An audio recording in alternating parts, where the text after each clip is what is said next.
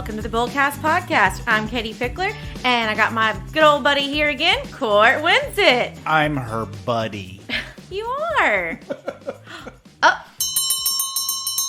And there's the opening bell. What are we talking about this week, Katie? We're talking about the R word.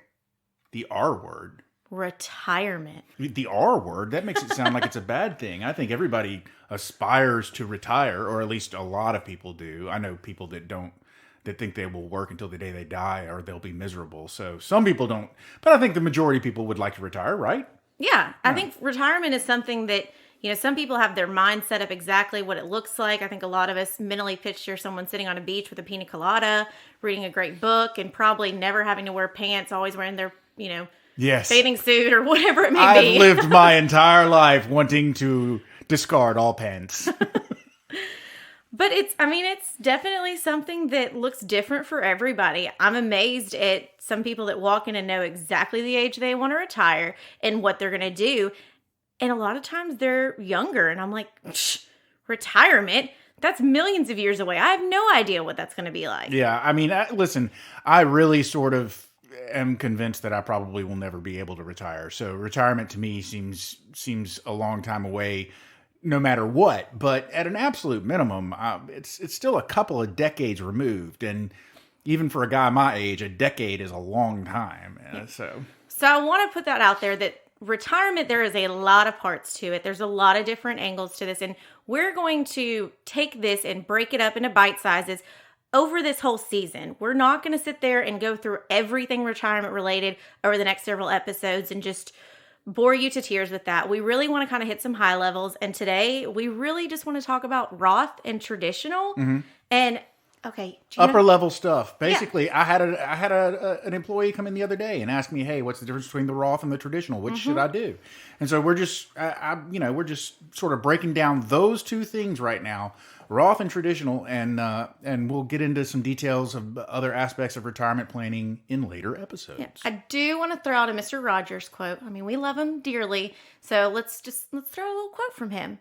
Often when you think you're at the end of something, you're at the beginning of something else. And that is a beautiful quote for several reasons. Of course, it's got wonderful head in the clouds kind of feeling to it, but also just generally, practically speaking, it's an excellent segue to our top 5 for this week, because the entire idea of retiring is that you may not work at the job anymore that you're currently working, but you may pick up another job that you want to do part-time in your retirement. And so we are doing our top 5 new beginning jobs, the top 5 jobs that we would do in retirement.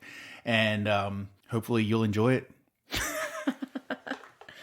Yeah, it's definitely one of those that when people retire, then they've quit their big corporate job or whatever it was they were doing, but they don't want to be sitting at home. They need to stay busy. And there are studies of the more you stay active, then the better your mind stays and the longer you live.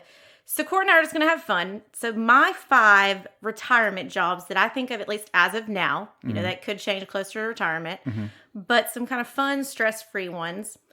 First off, photo. I think they're technically volunteers, but they do get paid. It's FOTO. That is a Friends of the Orpheum Theater. And these are individuals that get to come to the theater and they help with the shows, the concerts, whatever it may be.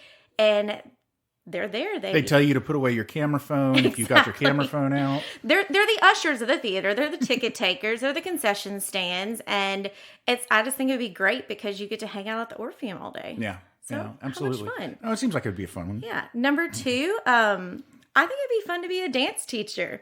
So I danced for 15 years, and I actually, while I was dancing, taught for several of those years to kind of mitigate my tuition and stuff like that and help out with that. But I think it'd be fun to teach like a fun dance class.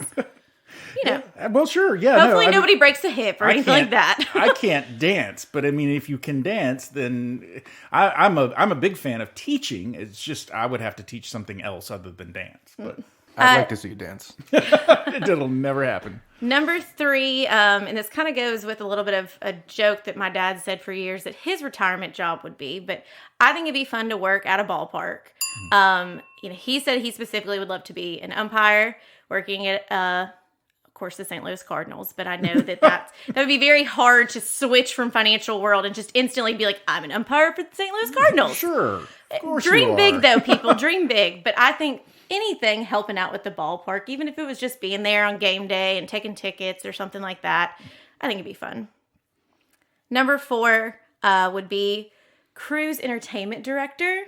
I just think it'd be so much fun. You'd just be excited, get everybody ramped up, and they're on vacation, and just give them all the fun activities they could possibly do. I mean, as those kinds of jobs go, though, cruise workers are not exactly part-time. I've heard that they live a pretty work-tastic kind of life. That would probably be a job if, say, heaven forbid, it was just me and something had happened to my husband and kids were off on their own and I just wanted to go have a late life crisis and go tour around the world on a cruise for a year. Sure. Why not? It. Yeah, I mean, absolutely. And my last one, and probably my absolute favorite, and I really hope this happens, work at Disney World. They actually, I Googled this, and there are perfect jobs for retirees that want to work at Disney. When you're walking into the park, those people that are just waving with the Mickey hands, saying, welcome to have a magical day, or saying, hope, have a magical night as you're leaving. Or a character attendant, the person walking around. I mean, how cool would it be? You are the person in charge of getting Goofy to where he needs to be, or Minnie Mouse, for goodness sakes. Like, come on. Oh, yeah. I can tell you're getting excited. Yeah. It would be so much fun. Oh, my gosh.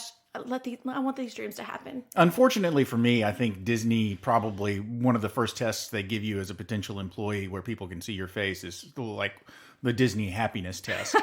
And, you've got to at least be able to show a modicum of joy and fun. And my face just doesn't do that anymore. So Disney's probably right out for me. But I respect your love for it. You could be like a tram driver there or something like that where you don't really have to see anybody. You're just the driver. Yeah, I can do that. I totally do that. Well, what are yours? Okay.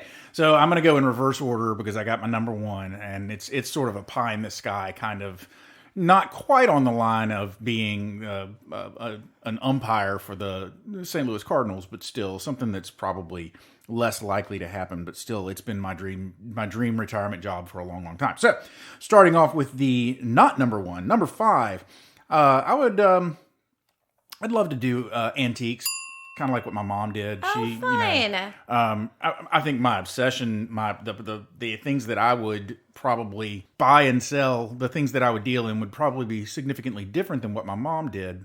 Probably more in line with what what I mentioned I collect, things like lighters and flasks and comic books would be fun. But my uncle was a huge pen collector. And he went to pen shows all over the world, and then he also had his own like antique PIN booth. pen? Yeah, PEN, like fountain pens. Oh, ink pens. Yeah. Oh, okay. Yeah. He went to shows all over the country, and he also had his own antique booth. And so I kind of pictured maybe sort of the men's antique booth, flasks and lighters and pins and things like that. That would be fun. Number 4 would be like a mentor or a consultant. So many times I've met these guys that come in and they're like, oh, I can show you how to fix your business. And it's always some guy who was a really big deal in business and then decided to retire. So now he just goes around and imparts wisdom onto other hapless business owners. Either that or what I really would like is working with either high school students or college students that are looking at possibly getting into, say, for instance, a career in the financial field or thinking about going to law school. I can urge them very, very hardly not to. Excuse me. Hardly. Oh, you would be such very a good strongly. mentor. I love that. So that would be fun. Number 3, tour guide. I mean, I don't know what exactly I would be a tour guide of, but I've always loved tour guides. I think it takes a special kind of almost performance to be a really good. That goes with your theater background, for sure. I just think it'd be fun, especially if I could be a tour guide of some place that I really was into. So, I mean, you could just be like Cameron and I. We hijacked a tour once, and the tour guy was doing so bad and kept dropping his accent that we just kind of took over and made it our own. Okay, that would be interesting. I would probably be a little bit chuffed about somebody stepping in on my tour guide act, but We tipped him well. It's okay. Cool. Number 2 would be a librarian. or maybe not a librarian because you actually have to go to Would school. you be the librarian? Sure. I don't know. I just know to actually be a librarian, you have to get a degree to be a librarian. But I would love to work at a library. And that sort of rolls right into number one, which is my number one all-time dream job, the thing that I've always wanted to retire and do. So I've always wanted to retire and start my own bookstore. Antique books, rare books, even just a little boutique bookstore like the guy in Notting Hill that had the travel bookstore. I just was picturing him when you were saying this. I was like, oh, what was that? Yeah. Of course, Julia Roberts comes into sure. your shop. How wonderful would that be? You kind of merge several of the gears together, though, with the antiques and the books. And it's basically... You already have your end goal set. A little shop owner or, that sells things or a tour guide. That's basically my dream retirement job. So are you team Meg Ryan or team Tom Hanks? Oh, definitely shop around the corner is Yeah. more my feel. Yeah. Meg Ryan's shop was definitely, FOX. yes, exactly. But I do have to say, I have to point out that I do not in any way want to attract children to my bookstore because that would be the whole children thing. It goes against your principles. I have a thing about children and the children being scared of me. So I don't think I would be very successful as a children's bookstore owner. All right, so retirement. You're never too young, and it's never too late to invest. And I think what we really want to cover in this, again, is really the main difference between Roth and traditional. You ran right over that. I want to make sure that line of yours, because it's an important line. It is never too early or too late to invest for your retirement. Yes. Never too early or too late to start putting some bucks away if you haven't already. Okay, here's an example. A 22-year-old earning $40,000 who starts putting 10% into a 401k and gets a 3% employee match could have a nest egg of $1.7 million at the age of 65. And that's not accounting if that person gets a pay increase or anything. That's if they stayed stable at the 40K. That's a nice little nest egg. Yeah. So yes, you're probably going, oh yeah, well I'm not 22 anymore. Well, no, I was thinking about my poor 22-year-old daughter who's probably looking at that $40,000 amount right there and going, yeah, I wish I had a job paying me $40,000 a year. And that's just an example out there. It's just looking at this Social Security will not be enough. Yeah. A lot of people think, oh, okay, well, retirement, Social Security will take care of me. I wonder how many people actually really genuinely think that Social Security is going to be sufficient for them when they retire. I bet a lot. I bet there's a lot, but then there's also a bunch of people who are like, Social Security isn't going to be there for me. Yeah. And I know we're going to do a whole episode all about Social Security because it's something that I don't know a ton about that I want to learn about and share with all you guys. So who is your best friend if Social Security isn't? So a 401k with work is your absolute best friend. It is a safe way to save money for your retirement. And if you're at a job and they are offering you a retirement plan, take it. Because generally speaking, I mean, just even having a plan available is going to give you some advantages, but also usually these people are not only offering you the plan, but they're also offering some sort of match. These days, to be a competitive employer, you have to offer some sort of match to whatever your employee puts in their plan. Yeah, so there are all different kinds of plans that employees offer. And being in the business, we see all these different plans they put out there, all these different options. But really at the core of it, your employer will offer you a retirement plan. They may have an employee match, which is where they may set a standard and say, if you contribute X, we will match that dollar for dollar or 50 cents on the dollar, and we will also contribute to your account. So when you are given that option, you have option one. Do you contribute or not? Yes, you do. You do. Option two, sometimes you have the option, do you contribute to a traditional, or it may just say 401k. It may not even say traditional in it. Do you have an option to contribute to traditional, or do you have something called a Roth? And that is what we want to talk about, those differences. So you may see it in the form of a 401k. You may sometimes see it as an IRA, an individual retirement account. This option is sometimes available if your employer doesn't give you a retirement plan through them. They may say, oh, but we work with this firm to do IRAs. You have simple IRAs, which is a savings incentive match for employees, which these are usually small businesses that go up to 100 employees that they offer. It works very similar to 401k. You've got SEP IRAs, and that's going to be your simplified employee pension, and that's for all of you out there that are self-employed. Basically. The other ones out there are the 403b plans and pensions. Those are very particular.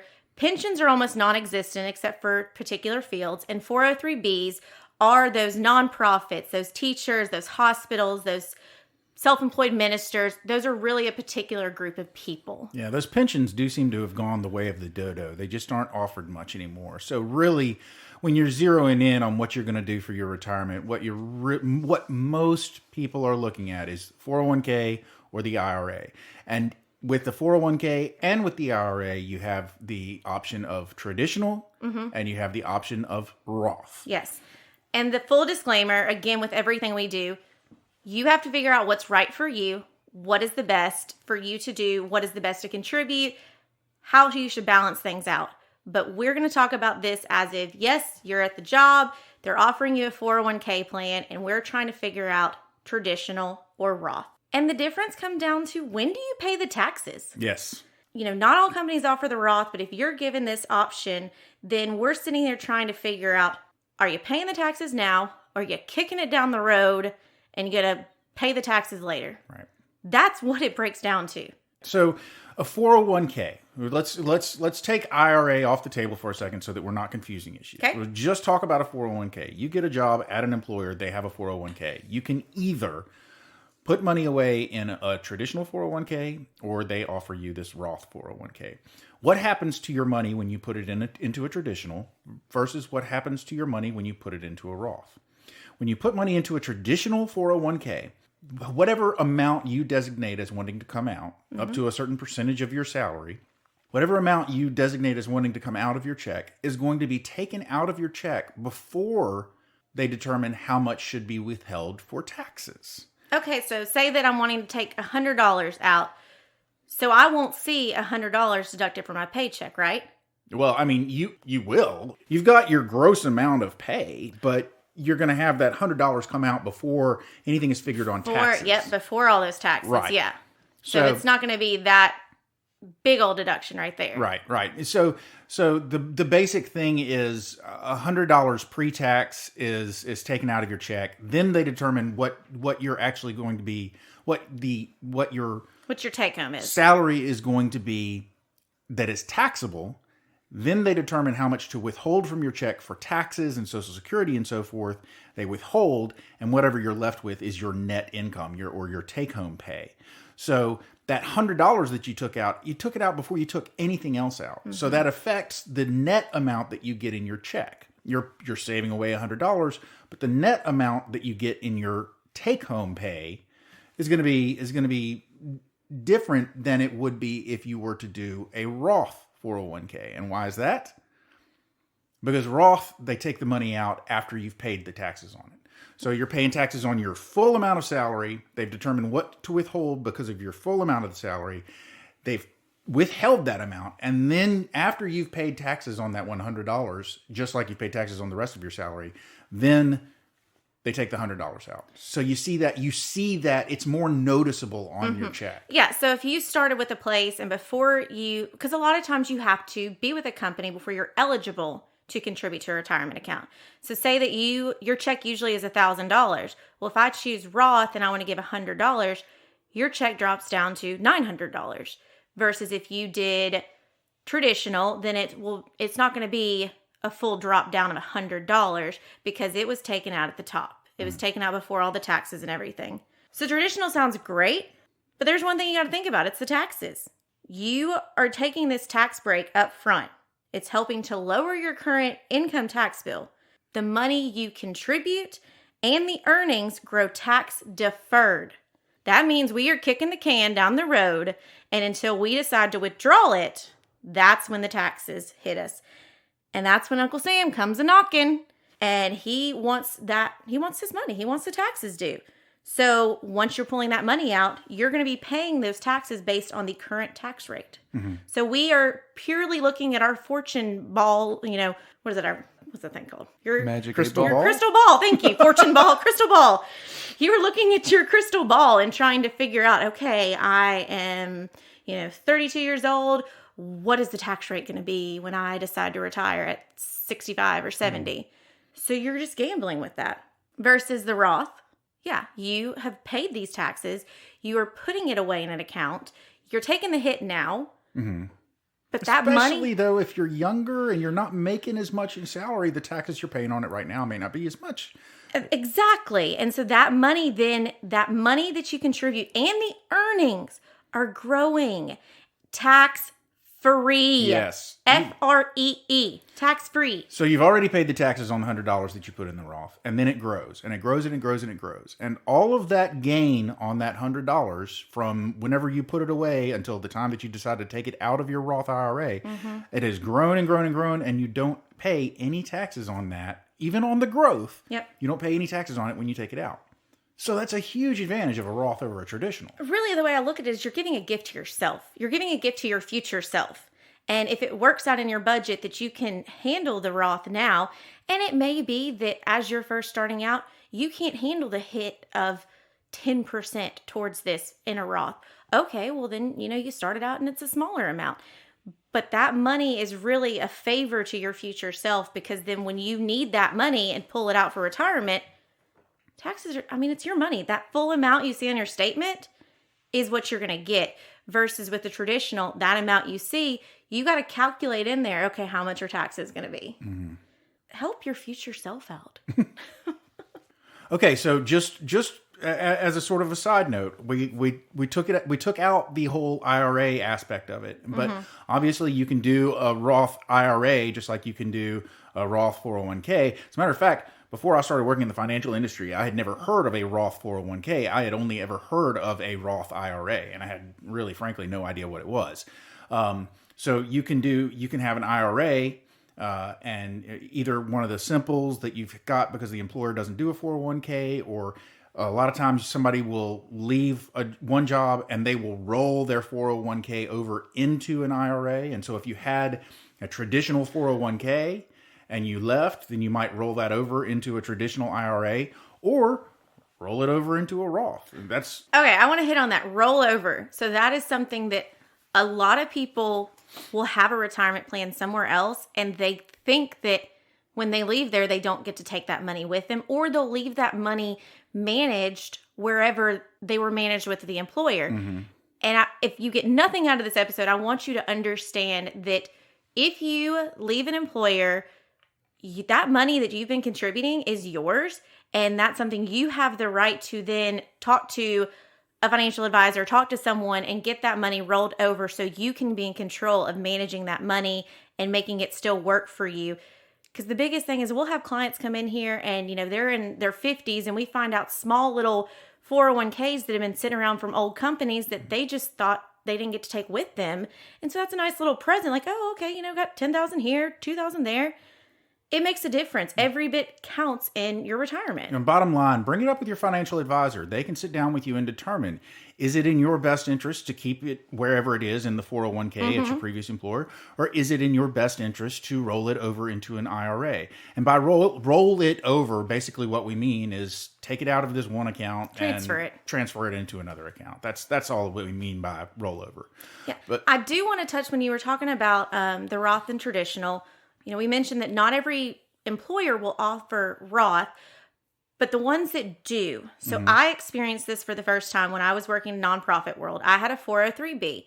Well, I had the option to contribute to a Roth. So my contributions were going into a Roth account, but my company matched 9 out of 10 times, well, probably 99.999% of the time, an employee match will always go into a traditional account because that benefits the business for them to contribute to traditional.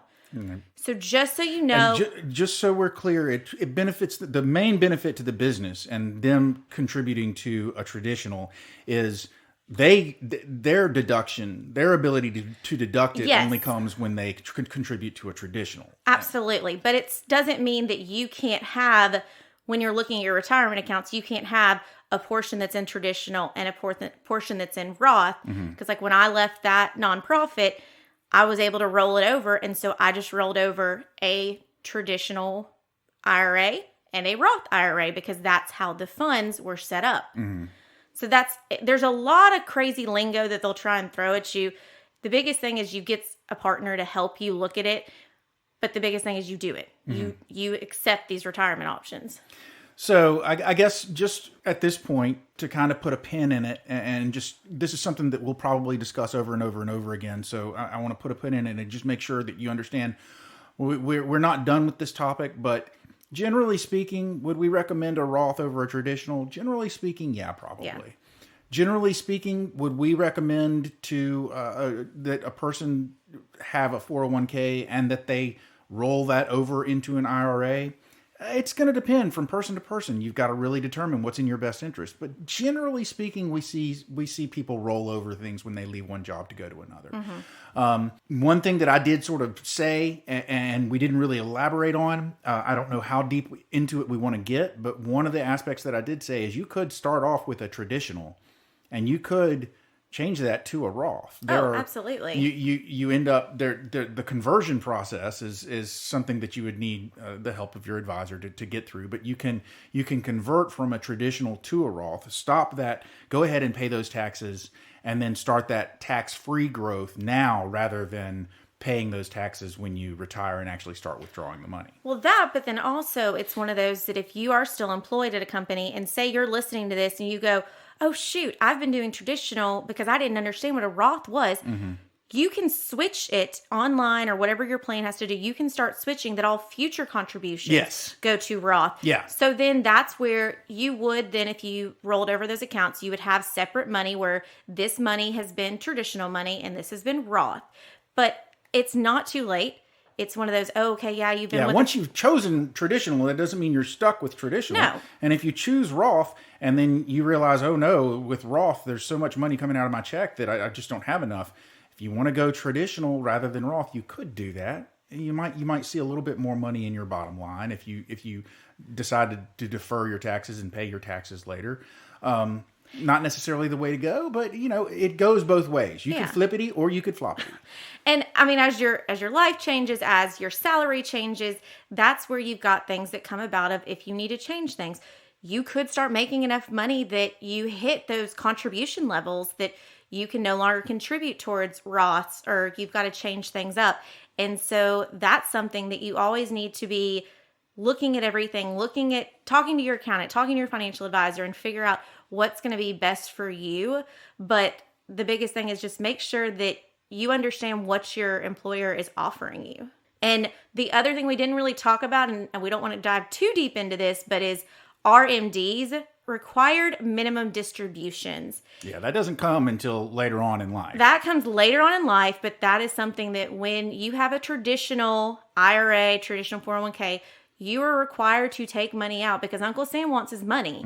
And so that is where, he's going to say, okay, you've hit the age now, you got to get this money. Yeah. But if you have a Roth, Uncle Sam isn't coming knocking because you've already paid him. So you basically, just to elaborate a little bit, you may have heard, especially if you work with a financial advisor already, or if you have people that are already in retirement, you may have heard them use the phrase or the letters, the acronym RMD. That is something that happens when you reach a specific age. It used to be 70 and a half. It's now been kicked up to 72. Okay, so at the age of 72, you are forced to start making withdrawals from your traditional IRA or your traditional 401k because, like you said, Uncle Sam wants that money. They said, okay, you've deferred your taxes long enough. Now we want you to take this money out.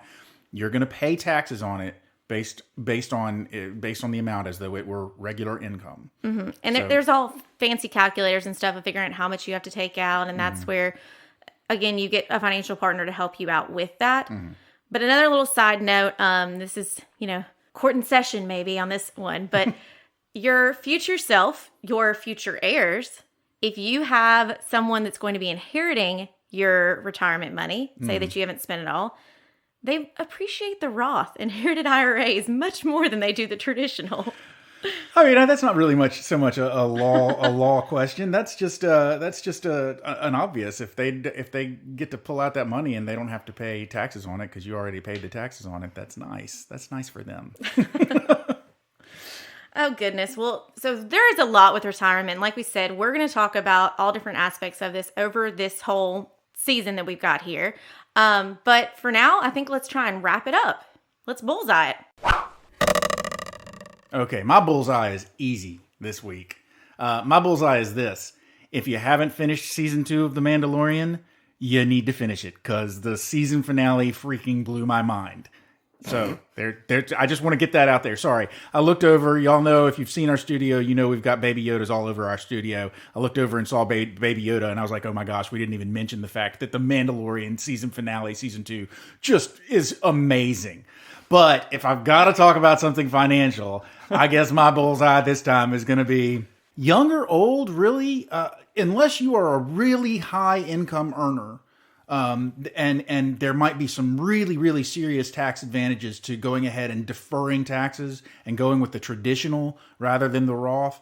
Unless the tax deferral is really important to you right now, bullseye is go with Roth. If you get the option of putting your money in a Roth, go with Roth. Bullseye.